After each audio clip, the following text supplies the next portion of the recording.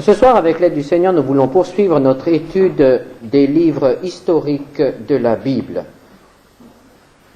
Nous avons entrepris l'étude de l'histoire du peuple d'Israël. Et nous avons vu la dernière fois que la splendeur de Jérusalem n'a pas duré bien longtemps. Après un règne glorieux sous Salomon, vient celui de Roboam, qui a connu un début prometteur. Roboam, fils de Salomon, a voulu servir l'Éternel, et il a servi pendant quelque temps. Et puis, lorsqu'il se sentit fort, il se détourna du Seigneur, et il nous est dit qu'il se livra au péché, et que son cœur ne fut pas entièrement à l'Éternel. Et c'est ainsi qu'il ne tarda pas à en subir les conséquences, puisque Dieu ne le protégea plus, et comme d'immenses richesses étaient accumulées à Jérusalem, cela suscita la convoitise des voisins, et l'Égypte envahit le pays d'Israël. L'Égypte a vaincu Roboam et a emporté tout l'or qui était accumulé à Jérusalem dans le temple ou dans le palais royal. Et on peut dire que l'âge d'or de Jérusalem était terminé. Cela ne rendit pas Roboam plus sage. Il ne se tourna pas entièrement vers l'Éternel et le peuple lui-même continua à se livrer aussi à l'idolâtrie. Après un règne de 17 ans, Roboam mourut et son fils Abijah ou Abijam prit sa place.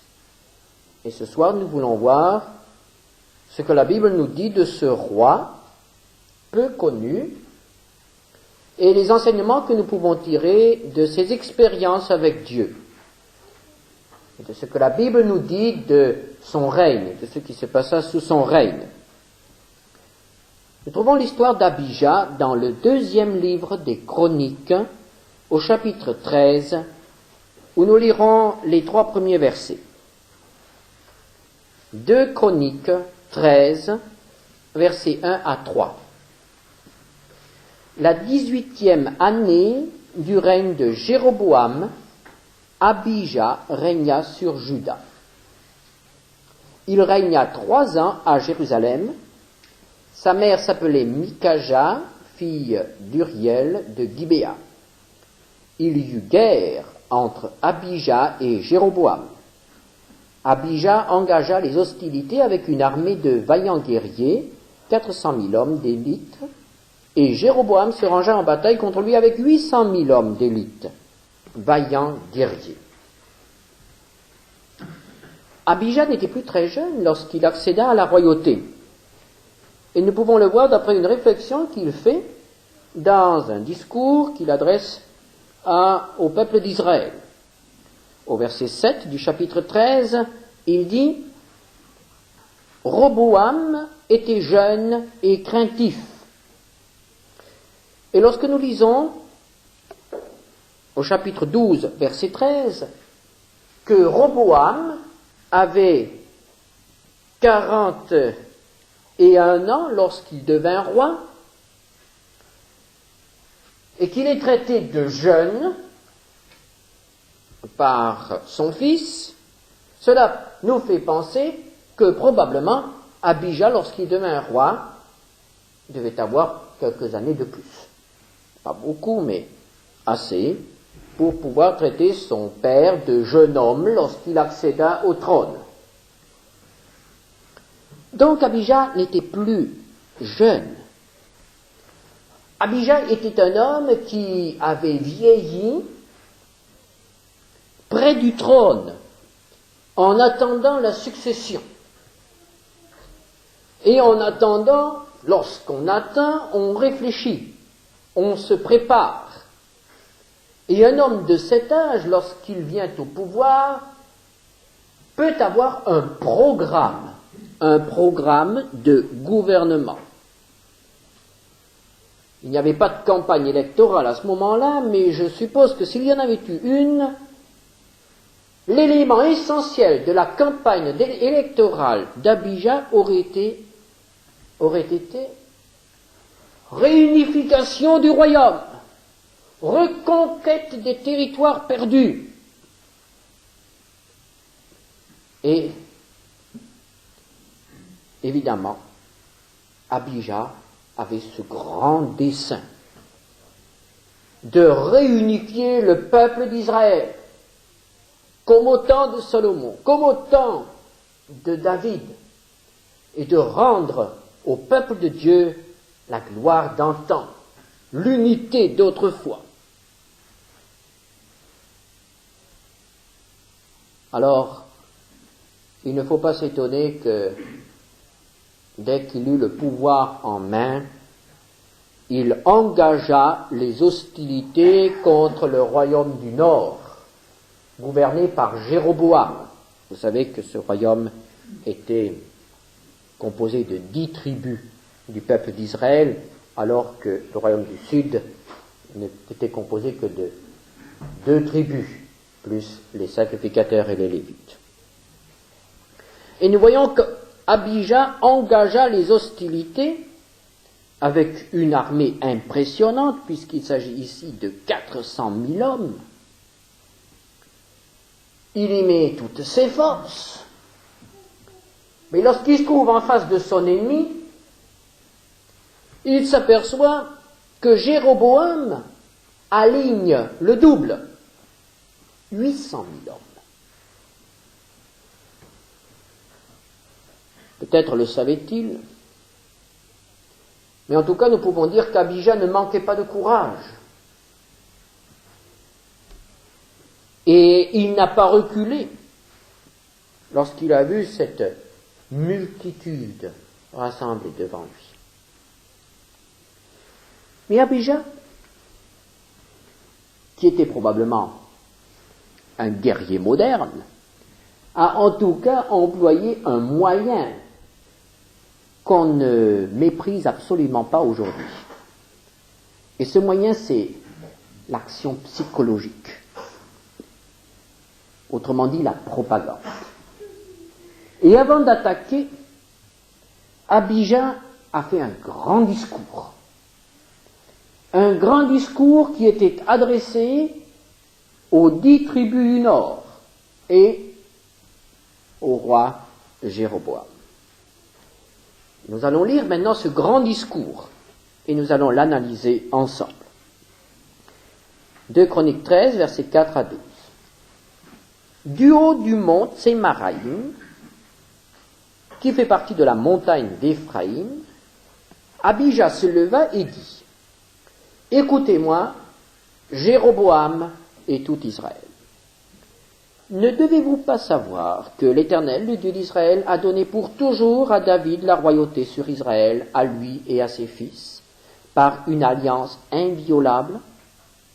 Mais Jéroboam, fils de Nébat, serviteur de Salomon, fils de David, s'est levé et s'est révolté contre son maître. Des gens de rien, des hommes pervers se sont rassemblés auprès de lui et l'ont emporté sur Roboam, fils de Salomon.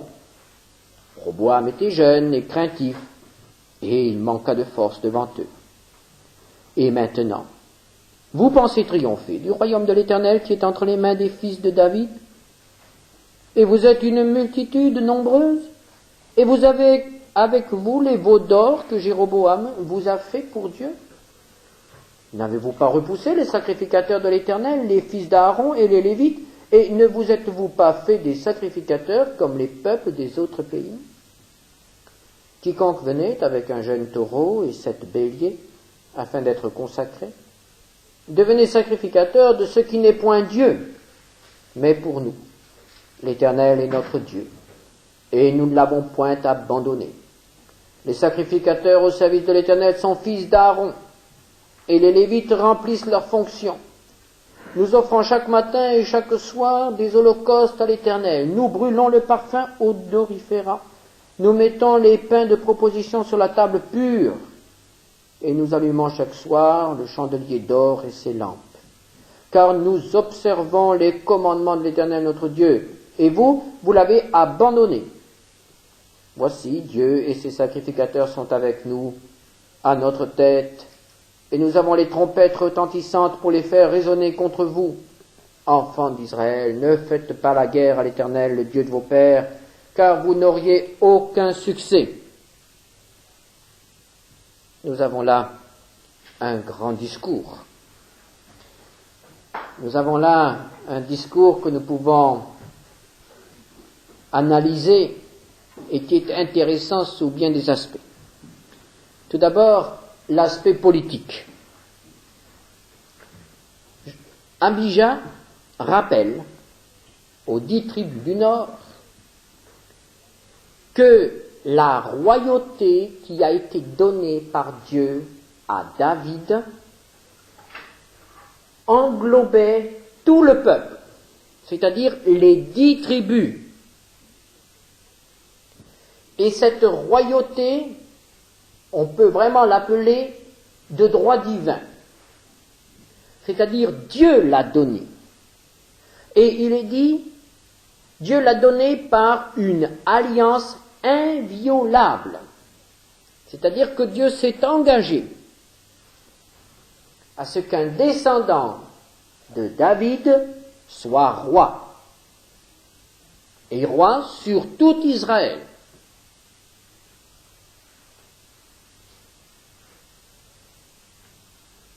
C'est vrai. Personne ne pouvait dire autre chose. Le contraire. Et Abijah poursuit en disant que le royaume du Nord s'est constitué à la suite d'un complot contre le roi légitime. Jéroboam s'est révolté contre son maître, Salomon d'abord, puis son fils Roboam. Il y a eu un complot, il y a eu des hommes pervers pour soutenir ce chef et pour arracher une partie du peuple du royaume. Et Abijah poursuit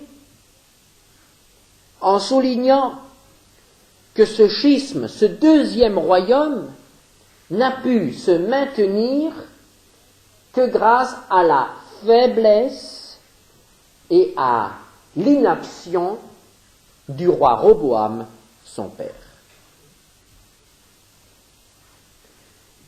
Mais, à côté de cet aspect politique, Abijah insiste surtout sur l'aspect religieux. Il a déjà dit, David a reçu la royauté de Dieu. Au verset 8, le royaume dont Jérusalem est la capitale, le royaume de Juda, est resté le royaume de l'Éternel, alors que le royaume d'Israël, le royaume du Nord, est devenu apostat.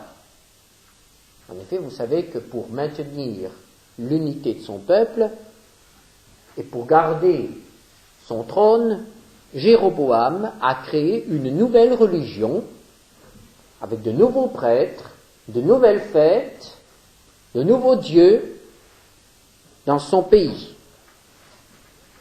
Abijah parle ici des veaux d'or, au verset 8.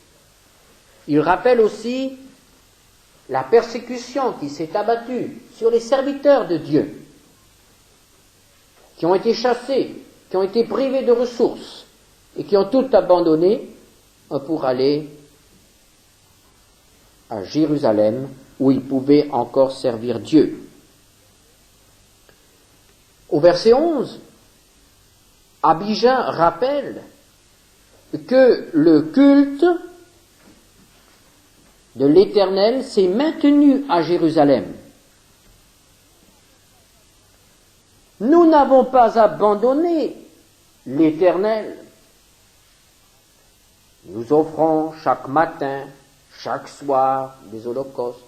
Nous brûlons le parfum. Nous mettons les pains de proposition. Nous allumons chaque soir le chandelier d'or. Nous observons les commandements de l'Éternel, notre Dieu. Le culte se poursuit à Jérusalem. Il n'y a pas d'idole dans le temple. On y adore l'Éternel, le Dieu d'Israël. Donc les 10 tribus se sont détournées de l'Éternel, sont apostates. Et la conclusion est tout à fait logique, puisque nous servons Dieu. Dieu est avec nous, au verset 12. Voici, Dieu est avec nous. Et Abijah termine en disant, ne faites pas la guerre à l'Éternel, le Dieu de vos pères. Vous n'auriez aucun succès. C'est clair, puisque Juda est le peuple de Dieu fidèle, et que les autres sont infidèles, alors ils font la guerre à l'Éternel.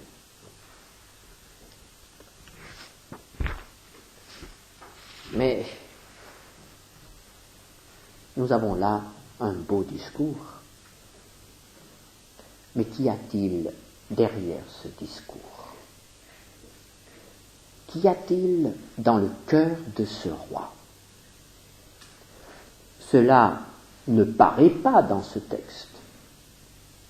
Mais il y a un autre texte qui nous renseigne, car le Saint-Esprit nous éclaire et il juge les hommes, il révèle les hommes tels qu'ils sont. Qu'y a-t-il derrière ce beau discours, derrière toutes ces affirmations de fidélité? Prenez 1 Roi 15, versets 1 à 3. La 18e année du règne de Jéroboam, fils de Nébat, Abijam régna sur Juda. Il régna 3 ans à Jérusalem. Sa mère s'appelait Maaka, fille d'Abissalom. Il se livra à tous les péchés que son père avait commis avant lui, et son cœur ne fut point tout entier à l'Éternel son Dieu, comme l'avait été le cœur de David, son père. Son ancêtre, n'est-ce pas? Parce que dans la Bible, on dit fils de David, même quand plusieurs générations se sont écoulées. Les péchés de son père, ce sont les péchés de Roboam. Donc, que dit la Bible d'Abijah? Ce roi commit tous les péchés de son père. Et lorsque nous lisons, lorsque nous nous souvenons ce qui se pratiquait sous le règne de Roboam, il y avait aussi de l'idolâtrie, il y avait de l'impureté, il y avait une réelle corruption des mœurs.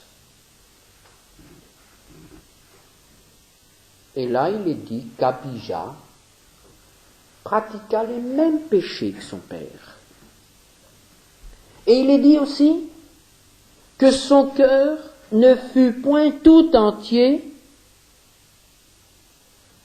à l'Éternel.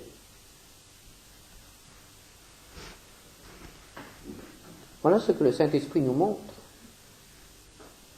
Alors d'un côté, un grand discours pieux, de l'autre côté, quand on le voit plus loin, quand on regarde plus profond, un cœur partagé. Et ce roi reflète si bien l'état d'esprit qui règne à cette époque-là. C'est vrai, à Jérusalem, le culte continuait comme au temps de Salomon et au temps de David. Au temple, les prêtres étaient à leur place. Les sacrifices étaient apportés matin et soir. Les fêtes étaient célébrées. Les trompettes sonnaient. Dieu était proclamé. C'était l'Éternel qu'on servait à Jérusalem. Mais que remarquons-nous? Il n'y avait pas de vie spirituelle. Le Saint-Esprit ne pouvait pas agir. Et à côté de ce culte, les gens continuaient à vivre dans le péché. On pourrait dire, la tradition était respectée, mais il n'y avait pas de vie. L'extérieur était pieux, c'était une façade, mais il n'y avait pas de vie. Ça ne correspondait pas au cœur, ça ne correspondait pas à la réalité. Frères et sœurs, est-ce que nous ne nous sentons pas un peu concernés aussi par cette situation? Est-ce que parfois nous ne sentons pas que nous sommes aussi en danger? Bien sûr, nous sommes des chrétiens évangéliques, bibliques, orthodoxes, c'est-à-dire qui gardent les doctrines. Nous essayons de ne pas nous écarter des enseignements de la parole de Dieu, des enseignements doctrinaux de la parole de Dieu. On pourrait dire que nous sommes même des fondamentalistes, parce que nous sommes vraiment intransigeants sur l'enseignement de la vérité. Mais nous devons bien constater dans l'histoire de l'Église que souvent les églises orthodoxes étaient aussi des églises sans vie. On gardait le cadre, mais il n'y avait pas de vie véritable. Et dans combien d'églises il y a encore la tradition? Et on peut se vanter d'être descendant des martyrs d'autrefois. On peut se vanter de suivre l'enseignement des réformateurs. On peut, dans d'autres églises, se vanter de posséder une ligne ininterrompue. Comme on dit, cette succession apostolique jusqu'au temps de Jésus. Le cadre est là, les traditions sont respectées, mais cela n'a pas d'influence sur la vie de tous les jours. On continue à vivre dans le péché, dans la confusion, on continue à chercher ses propres intérêts.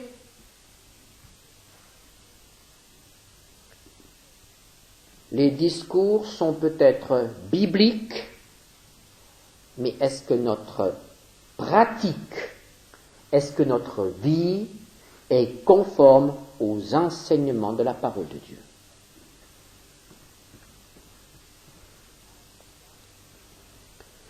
Abijah pouvait dire « Nous sommes fidèles ». Abijah pouvait dire « Dieu est avec nous ». Abijah pouvait montrer du doigt ces renégats, ces apostats du Nord. Mais pendant qu'Abijah faisait son grand discours, Jéroboam envoyait ses troupes pour encercler son armée. chapitre 13, verset 13, Jéroboam les prit par derrière au moyen d'une embuscade, et ses troupes étaient en face de Juda, qui avait l'embuscade par derrière. Jéroboam ne s'est pas laissé impressionner par le discours religieux d'Abijah. Et il a profité pour prendre l'armée adverse par l'arrière. Et lorsqu'Abijah avait terminé de parler, son armée était encerclée.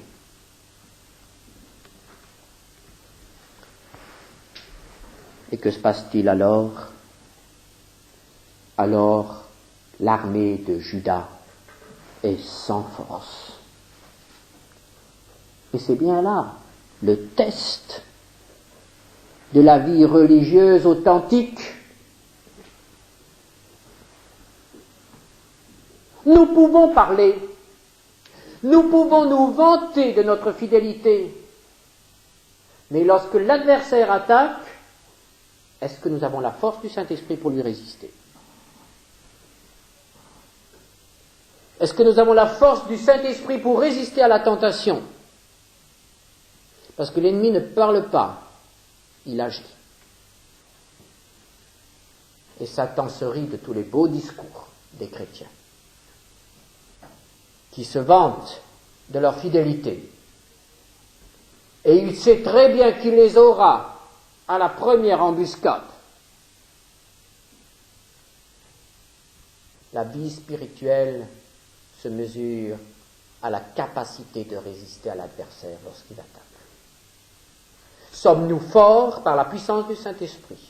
Avons-nous la victoire sur le péché? Avons-nous la victoire sur la tentation? Avons-nous la victoire sur notre vieil homme? Alors nos paroles reflètent vraiment la réalité. Sinon, ce sont des paroles en l'air. Jéroboam a encerclé Abijah et son armée. Et Abijah a dû se taire. Lorsque l'adversaire attaque, l'orthodoxie morte, la tradition sans vie, ne donne pas la force nécessaire pour rester debout.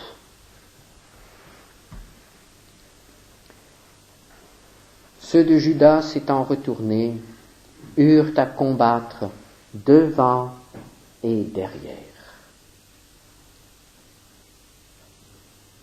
Et nous lisons tout à coup quelque chose d'extraordinaire.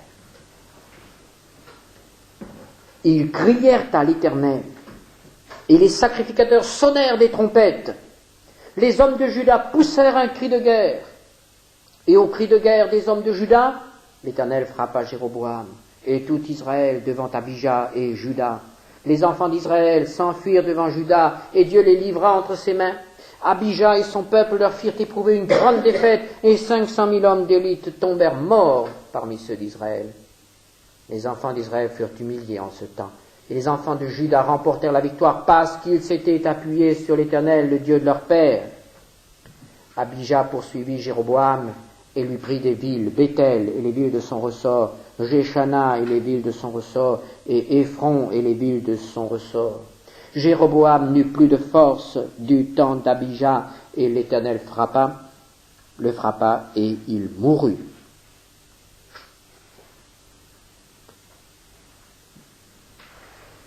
Il s'est passé quelque chose. Lorsque le peuple de Juda, avec Abijah, se virent encerclés, lorsqu'ils se virent culbutés par le nombre des adversaires, ils ne firent plus de discours, mais ils crièrent à Dieu. Ils crièrent. Ils appelèrent au secours. C'est le peuple qui crie. C'est le peuple qui s'humilie. Invoque-moi au jour de la détresse, a dit le Seigneur. Et c'est ce que le peuple a fait. Oh, on ne se vante plus de la fidélité. On ne se vante plus des beaux cultes à Jérusalem. Mais on crie, Seigneur, aide-moi. Seigneur, secours-moi. Et il est dit aussi que les sacrificateurs sonnèrent de la trompette. Ils se souviennent là d'une ancienne promesse du Seigneur que nous trouvons dans Nombre au chapitre 10, verset 9. Une promesse que le Seigneur a donnée à son peuple. Nombre 10, verset 9. Lorsque dans votre pays vous irez à la guerre contre l'ennemi qui vous combattra, vous sonnerez des trompettes avec éclat et vous serez présents au souvenir de l'Éternel votre Dieu et vous serez délivrés de vos ennemis. Voilà une promesse. Les serviteurs de Dieu s'en sont souvenus.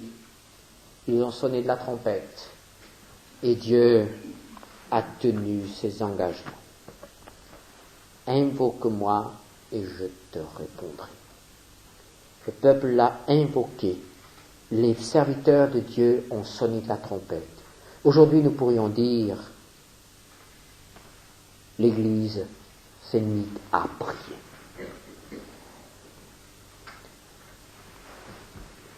L'Église remporte plus de victoires à genoux qu'en faisant des discours, qu'en faisant des proclamations, qu'en votant des motions, qu'en se manifestant de manière publique parfois. C'est nécessaire, il faut le faire. Mais les victoires de l'Église, les victoires spirituelles, se remportent à genoux. Quand le peuple de Dieu s'humilie et prie, alors Dieu agit. Et c'est ce qui s'est passé ici. Dieu a répondu. Il a eu pitié. Jéroboam a été vaincu. Et reprenons de nouveau notre texte dans le premier livre des rois. Et nous avons là une petite explication qui est très importante. 1 Roi 15, versets 4 et 5. Après avoir dit que le cœur d'Abijah n'était pas entièrement à l'Éternel et qu'il ne s'était pas détourné de ses péchés, l'auteur poursuit au verset 4 du chapitre 15. Mais à cause de David, l'Éternel son Dieu lui donna une lampe à Jérusalem, en établissant son fils après lui et en laissant subsister Jérusalem. Car David avait fait ce qui est droit aux yeux de l'Éternel, et il ne s'était détourné d'aucun de ses commandements pendant toute sa vie, excepté dans l'affaire d'Uri, le Héthien. Comme tout cela est précis. Pourquoi Dieu a-t-il répondu? À cause de David. Pourquoi Abijah a-t-il pu rentrer de nouveau à Jérusalem? À cause de la piété de David. Le Seigneur a dit, je bénirai jusqu'en 1000 générations celui qui m'aime et qui observe mes commandements.